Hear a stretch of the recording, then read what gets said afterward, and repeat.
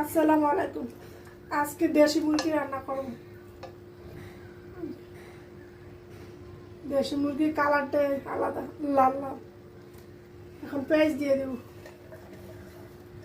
এখানে কাঁচামরিচ আছে, তেজপাতা আছে, দারচিনি, এলাচি সব কিছু একসাথে দিয়ে দিছি।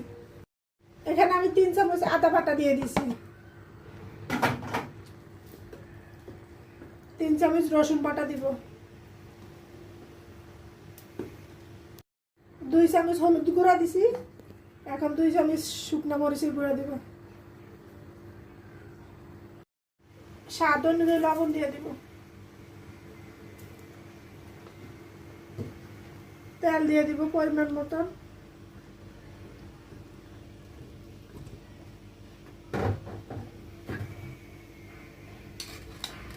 ধনিয়ার গুঁড়া দিব 1.5 চামচের মতো,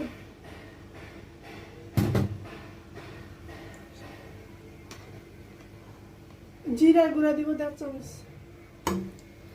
সব কিছু দেওয়া হয়ে গেছে। এখন একটু আমি মাংসটার সাথে মশলাগুলো মিক্স করে দিব, দিয়ে মাংসটা কষিয়ে নেব। তো সাথে থাকুন, ভিডিওটা দেখতে থাকুন।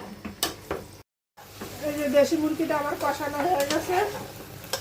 এখন তার সাথে আলু দিয়ে দিব। দেশি মুরগির সাথে যদি আলুটা না দিয়ে ভালো লাগবে না।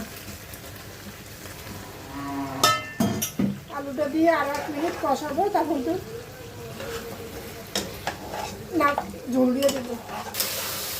যে আমার দেশি মুরগিটা কষানো হয়ে গেছে আলু দিয়ে। এখন আমি ঝোল দিয়ে দেবো।